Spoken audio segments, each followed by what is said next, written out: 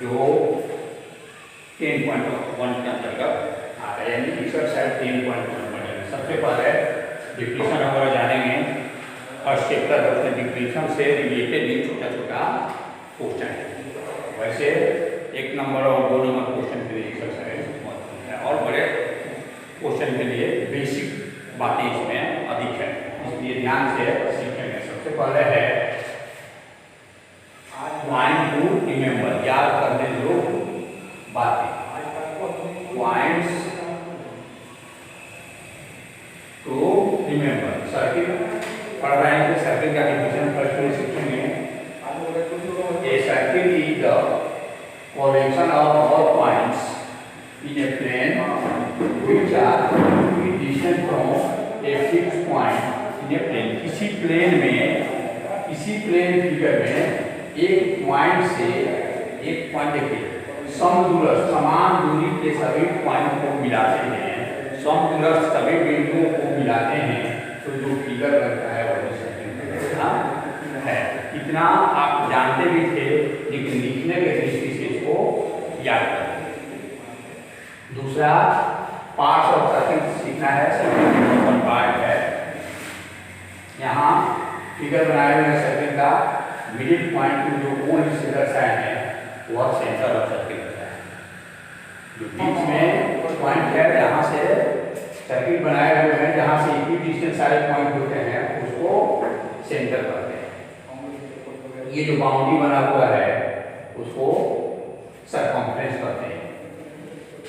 ओ के अलावा और कोई पॉइंट है या वो पॉइंट है उसको बोलते हैं, सर्किल का अंदर कोई पॉइंट है तो लिखते हैं point in the interior of circle. Circle का अंदर है सो इंटीरियर ऑफ सर्किल कहलाता है।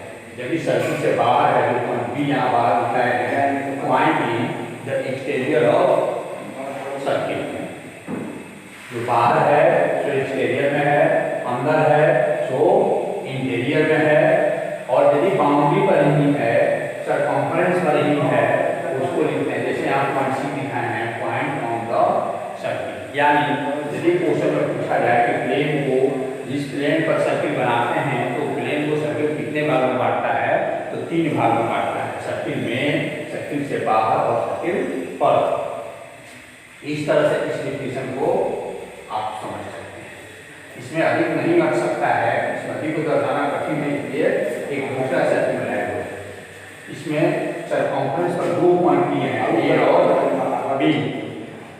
ए और बी 2 पॉइंट दिए हुए हैं। बात आती है 2 पॉइंट दिए हैं ए और बी। उस परिस्थिति में सरकमफ्रेंस 2 भाग में बढ़ जाता है। ये सरकमफ्रेंस है, जो सर्किल का बाउंड्री हो जाता है, जिसको सरकमफ्रेंस कहते हैं, 2 भाग में बढ़ गया, एक छोटा और एक बड़ा।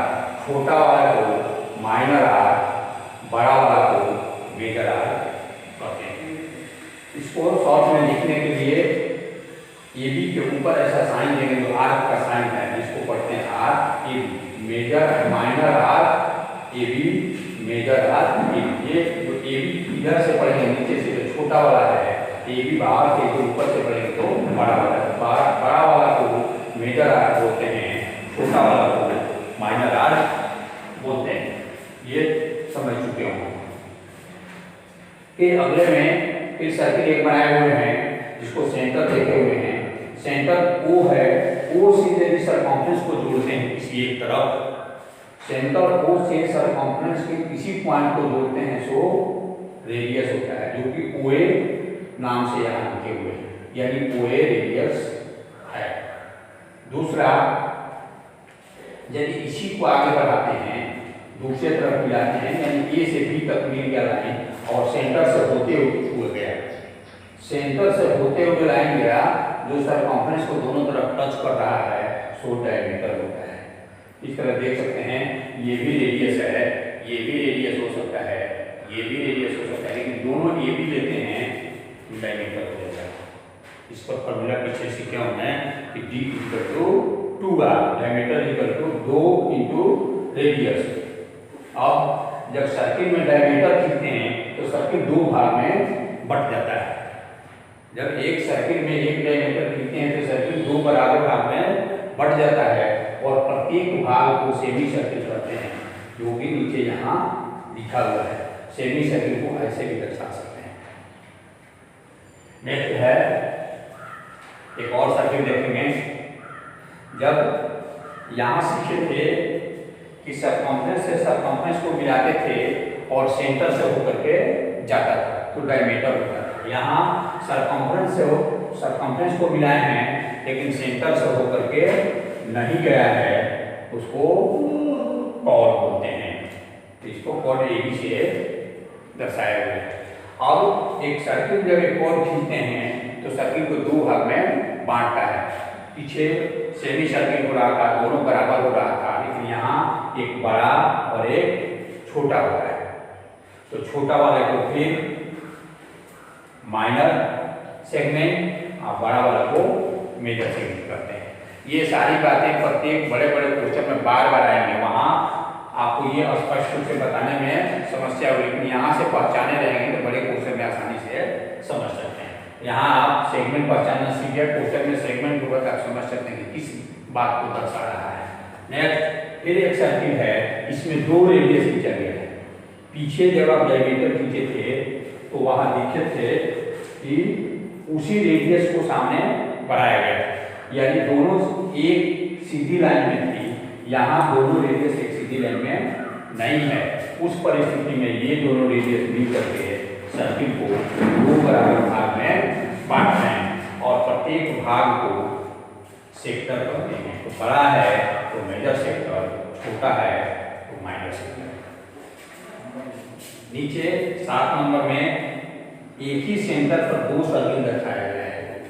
एक ही सर्किल पर गलत हो रहा है, एक ही सेंटर पर दो सर्किल तथा एक सेंटर पर दो या दो से अधिक सर्किल खींचते हैं, उसको कंसेंट्रिक सर्किल कहते हैं। एक ही सेंटर पर दो या दो से अधिक सर्किल खींचेंगे जिसको कंसेंट्रिक सर्किल कहेंगे। अब इतना के आधार पर आप एक्सरसाइज 10.1 आसानी से बना सकते हैं। पहला है फिल इन द ब्लैंक्स, जिसका केवल यहाँ पर आंसर लिखा हुआ है। जैसे the centre of circle lie in the dash of circle.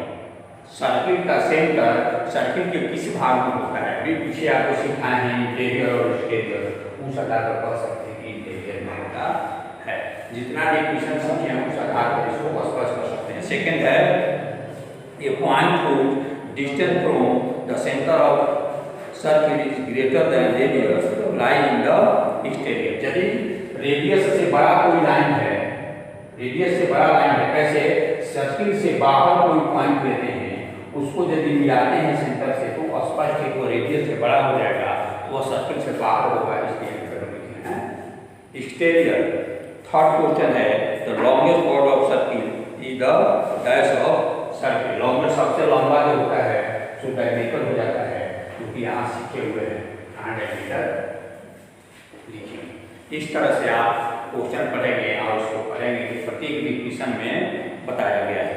4 number है an arc is a dash when its end are the end of diameter. An arc is a semi circle होगा। जैसे किसी arc का दोनों and diameter पर होगा तो उस परिस्थिति में वह सेमी सर्किल होता है। 5वां है कि segments of a circle is a region between an arc and dash of the circle। Answer होगा the chord। अंतिम है a circle divide the plane on which lie in dash part। पीछे बताए हैं कि सर्किल को प्लेन में खींचते हैं तो प्लेन को सर्किल 3 भाग में बांटता है, इंटीरियर, एक्सटीरियर और ऑन द सर्किल। यहाँ केवल पार्ट लिखना है, अब क्वेश्चन नंबर 2 है, ऐसे ट्रू फॉल्स बताना है लेकिन कारण भी देना है। जैसे फर्स्ट में लिखा है line segment joining the centre of any point to the circle is a radius of circle. True because all the points on the circle are equidistant from centre. Circle में जितने भी रेडियस लिखेंगे सब बराबर होता है, इसलिए जब ट्रू होगा। सेकंड है फॉल्स। सेकंड है फॉल्स। सर्किल है only one finite number equal cut. एक सर्किल में इक्वल कट केवल एक ही जगह एक ही हो सकता है, ऐसा नहीं है, इक्वल कट अनेकों हो सकता है, इसलिए ये फॉल्स है। थर्ड है कि if a circle is divide into 3 equal arc each is the major arc. और इसे आपको सिखाए हैं आर का डेफिनेशन, आर का डेफिनेशन सिखाए हुए हैं। यहाँ पर है कि तीन आर खींचते हैं, तीन जगह लेंगे तो तीनों बराबर होगा, तो क्या तीनों ग्रेटर हो सकता है, तो आंसर होगा नहीं। क्योंकि जब एक आर खींचेंगे तो अन्य दो से वह छोटा होगा, तो वह छोटा हो गया तो तीनों लॉन्गेस्ट आर नहीं लिखेंगे, फॉल्स हो जाएगा। नेक्स्ट नंबर है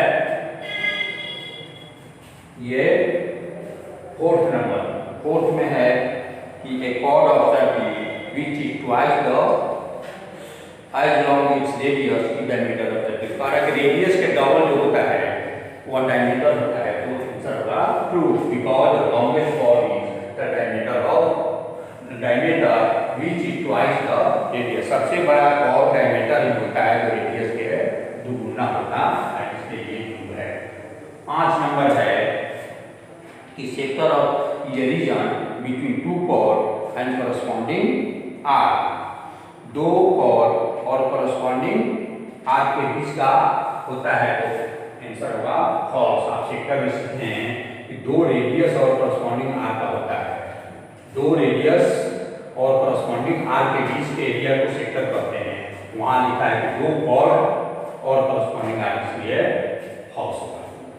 अंतिम है 6 नंबर कि a circle is a plane figure. Answer होगा ट्रू, सर्किल एक प्लेन फिगर है, क्योंकि वह जिस प्लेन पर बना है उसी का एक भाग होता है। इस तरह से आप एक एक क्वेश्चन को आसानी से बना सकते हैं, एक एक डिफिनेशन को बढ़िया से याद कर लेंगे और समस्या होने पर व्यक्तिगत व्हाट्सएप पर पूछ लेंगे।